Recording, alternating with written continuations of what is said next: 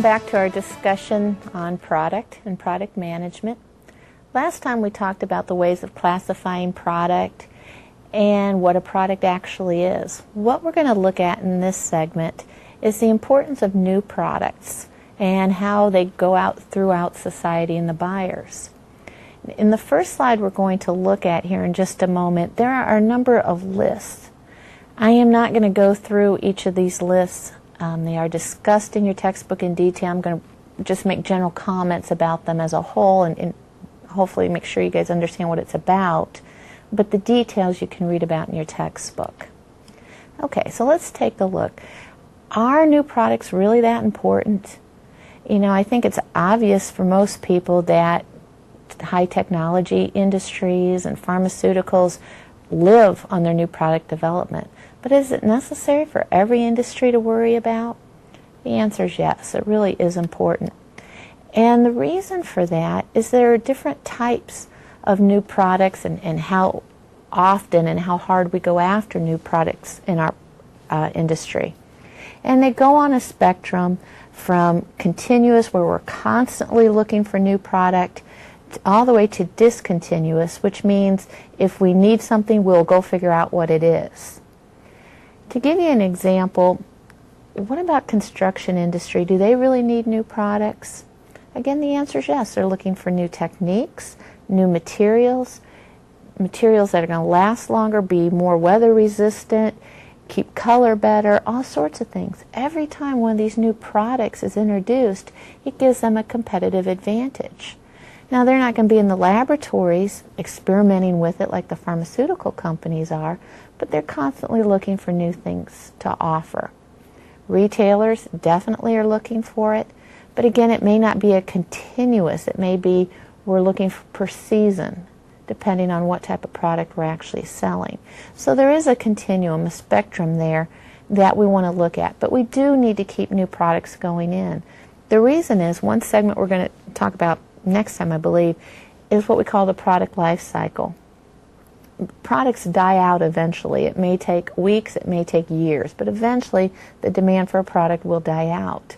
We have to have new products ready to take over, new products ready to get in there and be competitive. Okay, so what exactly does new mean? We find the use of the word new is going to be interpreted differently depending on the context. If we're looking within an organization, we consider a product to be new if it's new in any way. For example, if we bring out, let's say we're a root beer manufacturer and we bring out a new root beer, it's the same flavor, it's the same formulation, but we're going to put it in a new can with a totally new graphic. To our organization, that's a new product. We are going to track the sales separately to see if the old can sells better than the new can or vice versa. We are going to have separate production runs, separate inventory. We're going to distribute them differently. To us, it's a new product. However, according to the FTC, the Federal Trade Commission, we might get in trouble if we call that a new product. According to the FTC, a product is considered to be new if it is changed in a functionally significant way. Okay, so the key word there is functionally, in terms of how you use the product. Changing the graphics of a can or the color of a can is not functionally different. So we couldn't call that new according to the FTC. If we changed the can where it had, I've never seen one, a screw-on can with a screw-on lid, that would be functionally different. So we would be allowed to call it new in that case. If we are allowed to call it new, we may only call it new for 6 months. Okay, after that, it's not new anymore.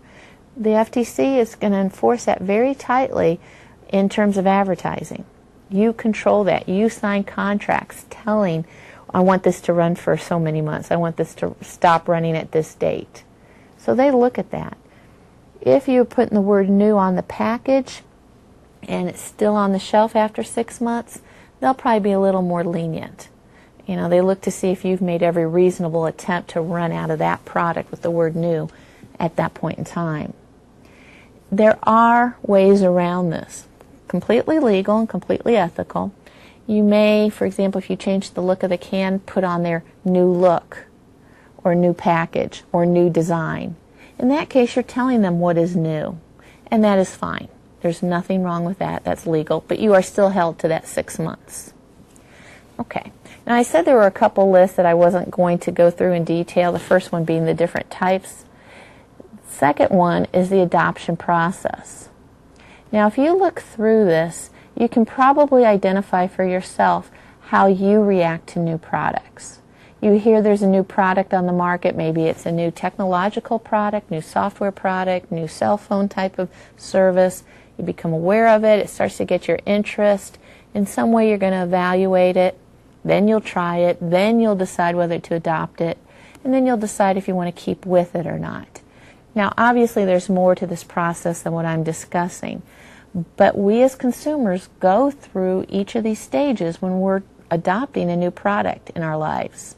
So it's important for marketers to look at those and see what we can do to help consumers at these different stages, to ease the process, to get them on to the next one as quickly as we can. Now, those are for individuals. Within the market as a whole, we find that we have groups of people who are more willing to try new products early on.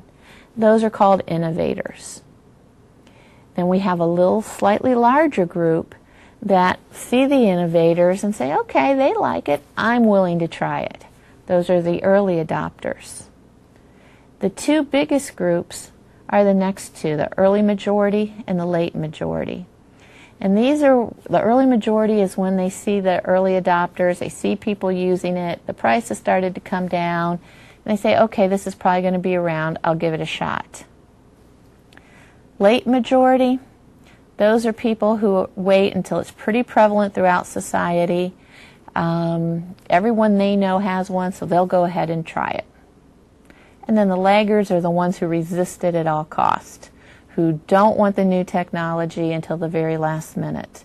When my father got a cell phone, he was a laggard. He was probably one of the last persons that I know of to get one. He didn't think there was a reason. He didn't think there was a benefit. Now the thing's stuck to his ear all the time. It just goes that way sometimes. All right, so again, these are how products are adopted within the individual and throughout the market. What we're going to look at now is very, very important. And this is the process that organizations go through in developing new products. It is a 7-step process. It's different than most marketing processes, which are only 5. This is 7. And it's important that you go through each step in order. They become progressively more expensive. If at any point you decide that this product isn't going to work, we get to a part of the process and you say, you know what, this isn't going to be profitable. You stop. You don't go on. Okay, so let's look at these steps. The first one is idea generation. And idea generation is when we're brainstorming, when we're trying to get ideas for new products. This can happen in a number of ways. It could be a very conscious effort on our part, where we're doing research to try and come up with new technologies or experimenting to see what we can come up with. Or we may get ideas from our employees. We may get ideas from our customers. We definitely get them from our competitors, possibly even our suppliers. So we're constantly trying to get some new ideas in. In this stage, we don't want to say, oh no, that's a bad idea. We want to encourage all ideas to come in. We'll figure out in the next stage which ones we want to go ahead with and which ones we don't. The second step is concept development and screening. This is where we decide which of these ideas are viable, which ones we want to go ahead with. Now, you may have a number of good ideas out there, but you have limited resources, so you have to pick the ones that seem to be most viable, most profitable. So what we're going to do in this stage is, first of all, we're going to do a preliminary SWOT analysis.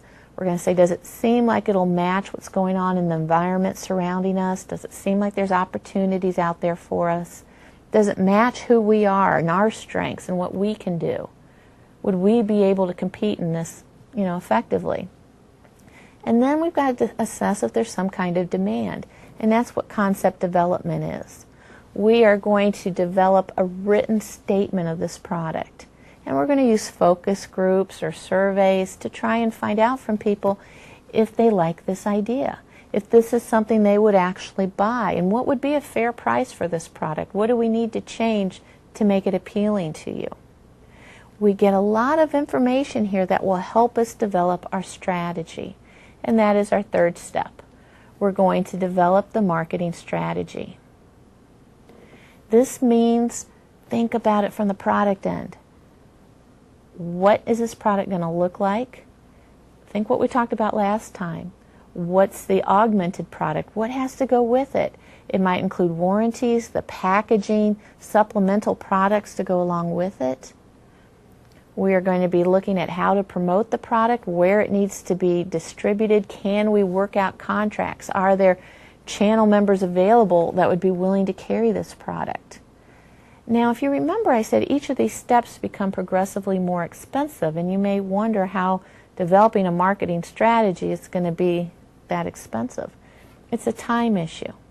You have to do some research to get your numbers together, talk to the people. It's a labor cost. It's the same cost that goes into the fourth step, which is the business analysis. At this point, we understand what we're going to have to do in marketing, but we also have to start looking at the investment on our part that it's going to take in terms of manufacturing the product, inventorying the product, everything involved. And again, getting those numbers together takes a lot of time and a lot of effort in analyzing it and determining if it'd be profitable. Is it something we want to go ahead with? If the answer is still yes, we'll move on to the next step.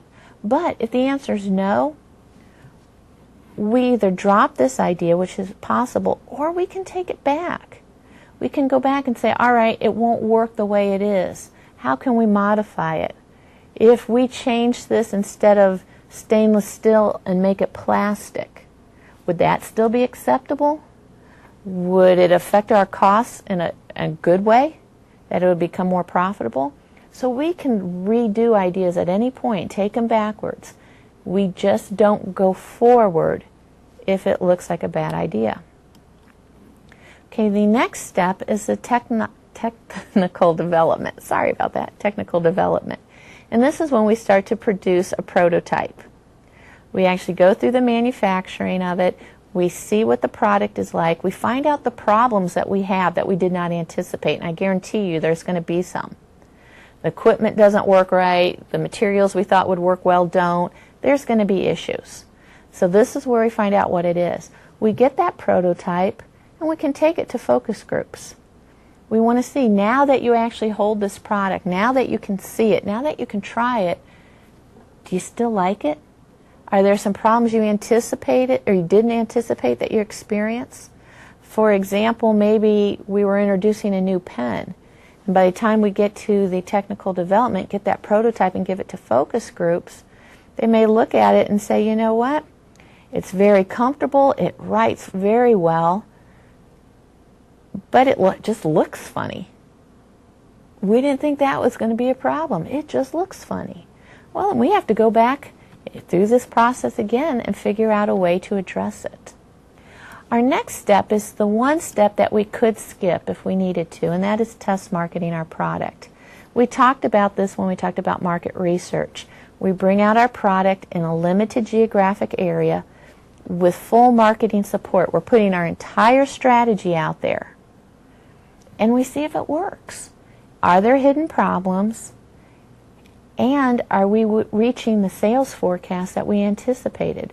That in our business analysis we determined we needed to be profitable. This is a very important step. There's a lot of benefits. So why would I say we may want to skip it? The primary reason that you might skip this step is that it might tip your hand to the competitors. The competitors look at this product in the test market and say, this is a great idea. I guarantee you they will not test market it. They will roll it out nationwide and beat you to the full market. So if that's a concern, if that's a worry, then you might need to skip this step. The last and final step is commercialization. And commercialization is when we bring out the product to the full market that we're targeting. This may be regional, it may be nationwide, it may be international, it doesn't matter, but it's the full target market that you have. The commercialization is the most expensive, obviously, because all your money is going into making the product in huge quantities, distributing it to the customer, promoting it everywhere. So there's a lot of money in there, but this is when your revenue starts coming back in. This is when you start recouping all your investment cost. Up until this point, you have spent a lot of money going through this process. Now's the time when you make that back and hopefully turn a profit. All right, so let's try and wrap this up here with some main points. In summary, the development of new products is the lifeblood of most, if not all, organizations. Again, new products don't have to be totally new inventions. They can be modifications of existing products. But that's what keeps you competitive.